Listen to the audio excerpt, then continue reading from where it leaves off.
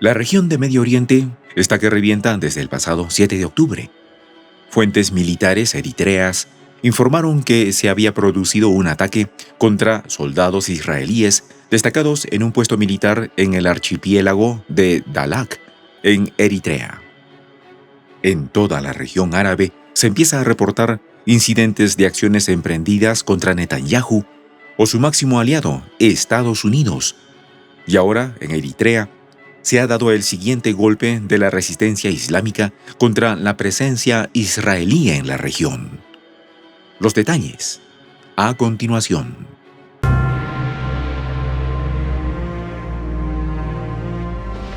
Voz de la Patria Grande. Fuentes militares de Eritrea revelaron a la cadena de noticias libanesa Al-Mayadem que se han llevado a cabo 2 ataques contra fuerzas israelíes estacionadas en Eritrea, lo cual ha significado otro golpe al ejército israelí en un país islámico. Las fuentes indicaron que el primer ataque tuvo lugar en una base israelí en el archipiélago de Dahlak y que otro ataque tuvo como objetivo el pico más alto del nombre Amba Sauyer, que las fuerzas israelíes utilizan como puesto de observación en el Mar Rojo. La fuente precisó que las fuerzas israelíes tienen en el archipiélago de Dahlak su mayor base en el extranjero y que su flota aérea incluye decenas de aviones de combate.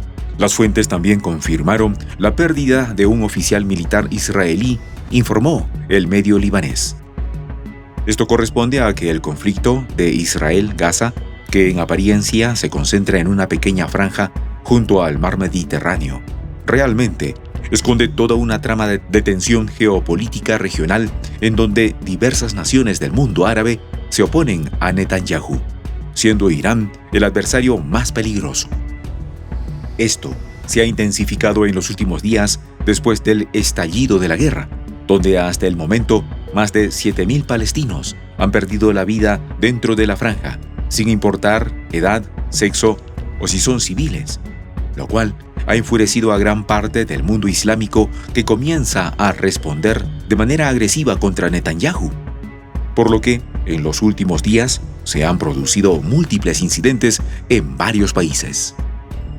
El 22 de octubre, el gobierno provisional yemení del primer ministro Abdulaziz bin Haftar afirmó que si continuaba el asalto a Gaza, los barcos israelíes serían atacados en el Mar Rojo, y añadió que Sanaa ha contribuido y contribuirá a las respuestas regionales a las víctimas de Gaza. La decisión del rey Abdullah II de Jordania de cancelar una reunión multilateral en Amán con el presidente Joe Biden debido al férreo apoyo de su administración a las acciones de Netanyahu tras el 7 de octubre, habla de hasta qué punto el mundo árabe se encuentra contrapuesto a Occidente a partir del conflicto palestino.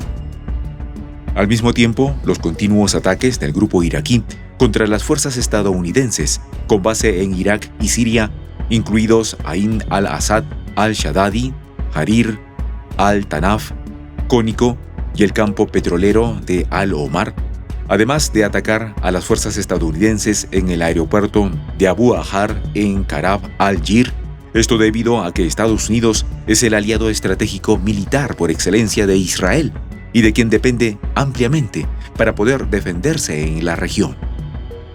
Por otro lado, Israel afirma que 1.400 de sus ciudadanos perdieron la vida en los ataques dirigidos por Hamas el 7 de octubre. Sin embargo, según las estimaciones, muchas de las víctimas de dichos ataques fueron soldados y oficiales militares. Al parecer, el ataque sorpresa desde Gaza afectó a Netanyahu, que no está acostumbrado a una Palestina que se defienda en esta magnitud en su propio territorio, sino a tenerla fuera de sus propios límites territoriales. Ahora los dirigentes israelíes buscan venganza, que hasta ahora ha consistido en una brutal campaña de bombardeos sobre Gaza, donde incluso se ha derribado un hospital.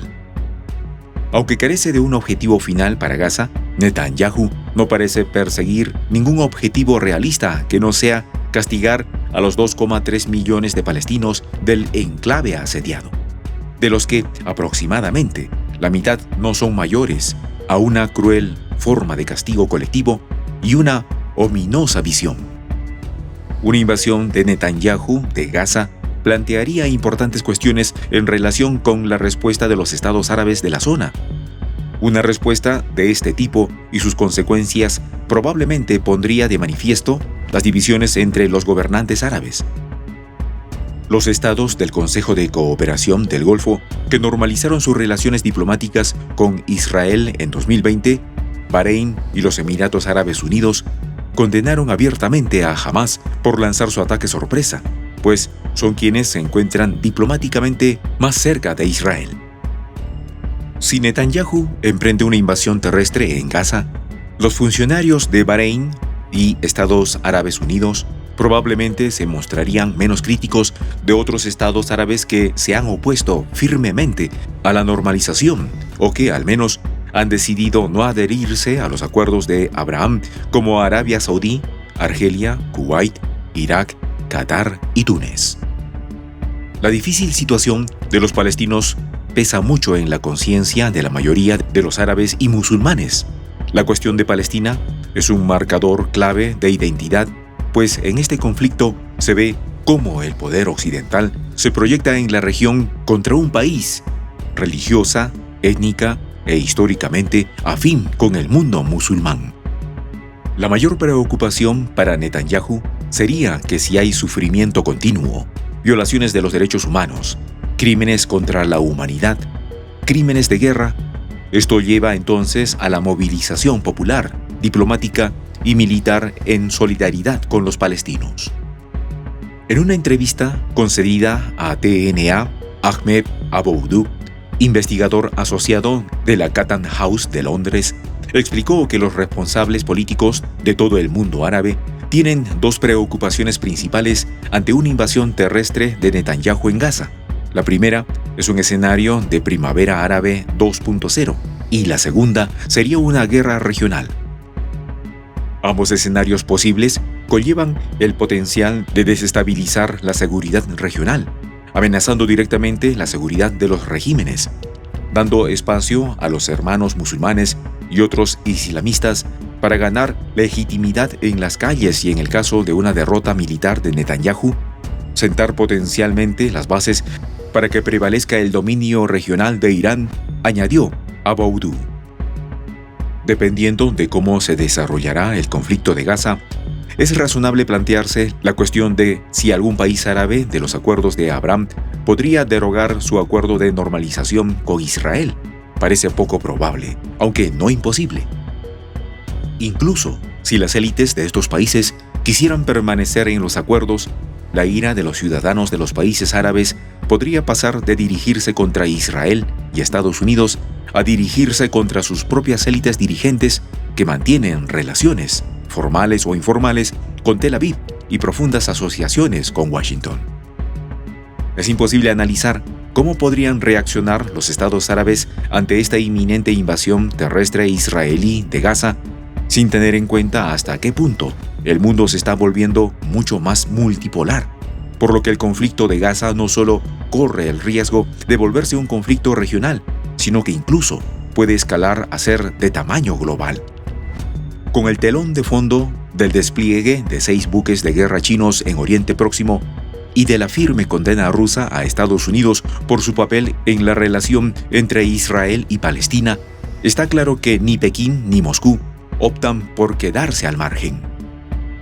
La implicación de Rusia y China en el conflicto se trata de una primicia en el contexto de Oriente Medio y el norte de África.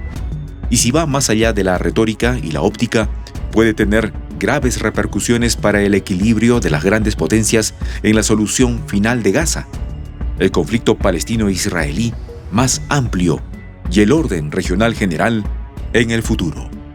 Soy el J, Juan José del Castillo, director del canal Prensa Alternativa.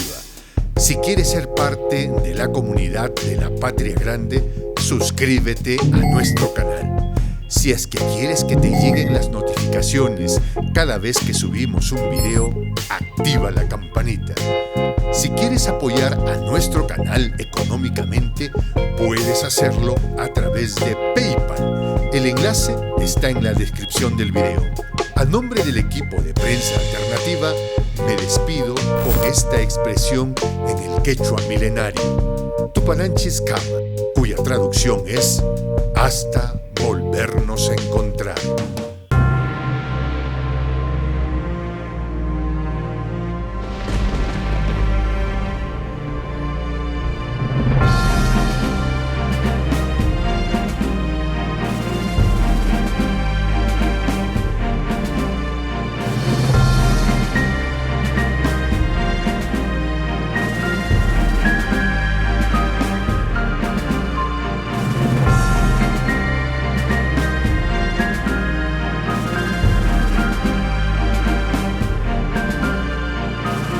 Voz de la Patria Grande.